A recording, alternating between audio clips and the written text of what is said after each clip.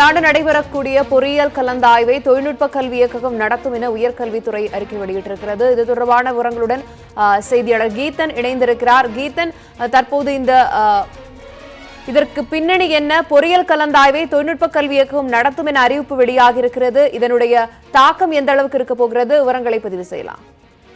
அது அண்ணா பல்கலைக்கழகத்தினுடைய கடந்த 20 ஆண்டுகளாக பொறியியல் கலந்தாய்வு அண்ணா பல்கலைக்கழகம் நடத்தி வந்தது. இங்கு அண்ணா பல்கலைக்கழகத்தில் இருக்கக்கூடிய தமிழ்நாடு பொறியியல் மாணவர் சேர்க்கை மூலமாக இந்த கலந்தாய்வு நடைபெற்று வந்தது. பொறியியல் மாணவர் சேர்க்கையினுடைய மையத்தின் தலைவராக துணைவேந்தர்கள் செயல்பட்டு வந்தனர். இந்த நிலையில் உயர்கல்வித்துறை ஒரு அரசாணை வெளியிட்டது. குறிப்பாக உயர்கல்வித்துறை செயலாளரை தலைமை பொறுப்பில் போட்டு ஒரு அரசாணை என்பது வெளியிடப்பட்டது. இதற்கு துணைவேந்தர் சூரப்பா எதிர்ப்பு தெரிவித்து பதவியிலிருந்து ராஜினாமா செய்ததுடன் அந்த பொறியியல் மாணவர் சேர்க்கையை இந்த ஆண்டு அண்ணா பல்கலைக்கழகம் கலந்தாய்வின் மூலமாக நடத்தாது என்றும் அறிவித்தார். இதனைத் தொடர்ந்து அண்ணா பல்கலைக்கழகத்திற்கும் உயர்கல்வித்துறைக்கும் பொறியியல் கலந்தாய்வை இந்த ஆண்டு யார் நடத்துவது என்கின்ற அந்த கேள்வி எழுந்த நிலையில்தான் தற்பொழுது தொழில்நுட்ப கல்வி இயக்ககம் இந்த ஆண்டு பொறியியல் கலந்தாய்வை நடத்தும் என்கின்ற அந்த செய்தி வெளியாகி இருக்கின்றது. கடந்த 548 பொறியியல் கல்லூரிகள் தமிழகத்தில் இருக்கின்றன. கடந்த பல ஆண்டுகளாக அண்ணா பல்கலைக்கழகம் பொறியியல் கலந்தாய்வு நடத்திய நிலையில் தற்போது முதன்முறையாக தொழில்நுட்ப கல்வி இயக்ககம் கலந்தாய்வை நடத்துகின்றது. ஏப்ரல் முதல் வாரத்தில் பொறியியல் கலந்தாய்விற்கான அறிவிப்பு என்பது வெளியாக வேண்டும். இந்த நிலையில்தான் தற்பொழுது தொழில்நுட்ப கல்வி இயக்குநரகம் கலந்தாய்வு நடத்தும் என்று அறிவிப்பு வெளியிடப்பட்டிருக்கின்றது. தொடர்ந்து அதற்கான பணிகளும் தற்பொழுது மேற்கொள்ளப்பட்டு வருகின்றன. கீதன், நீங்கள் குறிப்பிட்டது போலவே ஏறக்குறைய 20 ஆண்டுகளாக அண்ணா பல்கலைக்கழகம் தான் இந்த கலந்தாய்வை நடத்தி வருகிறது. திடீரென்று தற்போது தொழில்நுட்ப கல்வி இயக்ககம் நடத்துவதன் மூலமாக மாணவர்களுக்கு ஏற்படக்கூடிய அந்த குழப்பத்தை எவ்வாறு போக்க இருக்கிறார்கள்? அது தொடர்பான விவரங்கள் ஏதேனும் கிடைத்திருக்கிறதா? அதாவது 2017ஆம் ஆண்டு வரையில் அண்ணா பல்கலைக்கழக அந்த பொறியியல் கலந்தாய்வு என்பது ஒற்றை சாளர முறையில் அண்ணா பல்கலைக்கழகத்திலே நேரடியாக நடைபெற்று வந்தது. ஆனால் கடந்த ஆண்டு முதல் ஆன்லைன் கலந்தாய்வு முறை முதன்முறையாக அறிமுகப்படுத்தப்பட்டது. ஆன்லைன் கலந்தாய்வு முறை அறிமுகப்படுத்தப்பட்ட தொடர்ந்து 42 உதவி மையங்களும் தமிழகம் முழுவதும் அமைக்கப்பட்டிருக்கின்றன. அந்த உதவி மையங்கள் மூலமாகவும் மாணவர்கள் கணினி வாயிலாகவும் கலந்தாய்வில் கடந்த ஆண்டு கலந்து கொண்டனர். அதற்கான ஏற்பாடுகள், அதற்கான அந்த மென்பொருள் எல்லாம் அண்ணா பல்கலைக்கழகத்திடம் தான் இருக்கின்றன. ஏனென்றால் அந்த மென்பொருளை உருவாக்கி தற்பொழுது அண்ணா பல்கலைக்கழகம் தான் அதனை செயல்படுத்தி வருகின்றது. அவர்களின் கட்டுப்பாட்டில் தான் அதற்கான அந்த உபகரணங்கள் எல்லாமே இருக்கின்றன. இந்த நிலையில் தற்போது அண்ணா பல்கலைக்கழகத்திற்கும் உயர்கல்வித்துறைக்கும் ஏற்பட்ட மோதல் காரணமாக எந்த விதமான ஒத்துழைப்பும் அண்ணா பல்கலைக்கழகத்தின் இருந்து வழங்கப்பட மாட்டாது என்று துணைவேந்தர் சூரப்பா தெரிவித்திருந்தார். இந்த நிலையில் தற்பொழுது உயர்கல்வித்துறை, அதாவது தொழில்நுட்ப இயக்குநரகத்துக்கும் உயர்கல்வித்துறைக்கும் இந்த கலந்தாய்வை நடத்துவதற்கான அந்த தொழில்நுட்ப உதவிகள், அதே போல அலுவலர்களுடைய உதவிகள் எல்லாம் தேவைப்படுகின்றன. அண்ணா பல்கலைக்கழகத்தினுடைய அதிகாரிகளுடைய உதவிகளும் கலந்தாய்வை நடத்துவதற்கு தேவைப்படுகின்றன. ஏனென்றால் காலகட்டம் என்பது குறைவாக இருக்கின்றது. அதற்கான ஏற்பாடுகளையும் அதற்கான அந்த நடைமுறைகளையும் பொழுது உயர்கல்வித்துறை மேற்கொண்டு வருகின்றது. எனவே கலந்தாய்வு என்பது மே 2ஆம் வாரத்தில், அதாவது இந்த 12ஆம் வகுப்பு ரிசல்ட் வெளிவந்த உடனாக அதற்கான அந்த பணிகள் துவங்கும். இந்த ஆண்டும் ஒரு குறிப்பிட்ட தேதியில் கலந்தாய்வு நடைபெறும் என்று உயர்கல்வித்துறை அறிவித்திருக்கின்றது.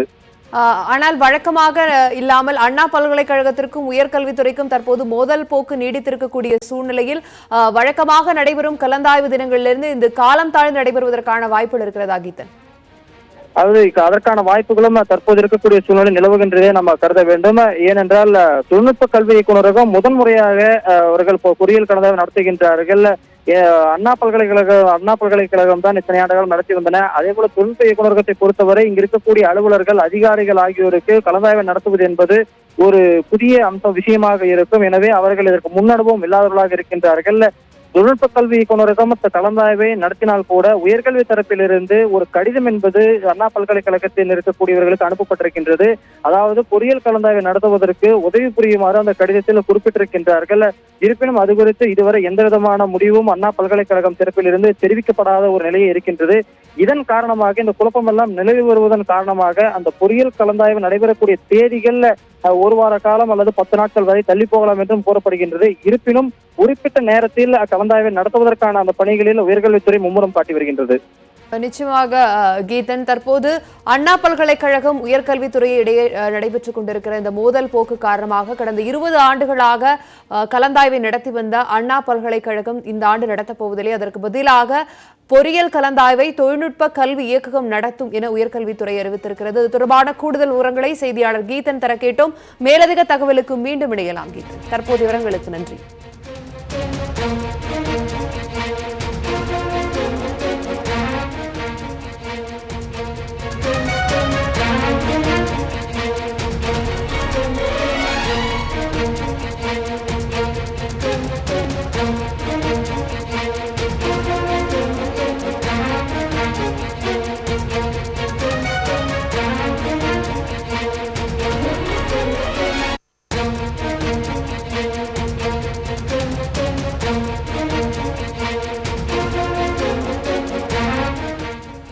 தமிழகத்தில் பொறியியல் கலந்தாய்வை அண்ணா பல்கலைக்கழகமே நடத்தி வந்தது. கடந்த 20 ஆண்டுகளாக அந்த பல்கலைக்கழகத்தின் கீழ் கலந்தாய்வானது நடைபெற்றுக் கொண்டிருந்தது. குறிப்பாக +2 தேர்வுக்கு பிறகு மே மாதத்தில் இந்த கலந்தாய்வானது நடைபெற்றுக் கொண்டிருந்தது. ஆனால் தற்போது அண்ணா பல்கலைக்கழகம் உயர்கல்வித்துறை இடையே நிகழும் இந்த மோதல் போக்கு காரணமாக அந்த மோதல் போக்கு தொடர்ந்து நீடித்து வருவதால் இந்த ஆண்டு கலந்தாய்வை அண்ணா பல்கலைக்கழகம் நடத்துவதில்லை. அதற்கு மாறாக தொழில்நுட்ப கல்வி இயக்ககத்தில் கலந்தாய்வு நடைபெறும் என்று அண்ணா பல்கலைக்கழகம் உயர்கல்வித்துறை அறிவித்திருக்கிறது.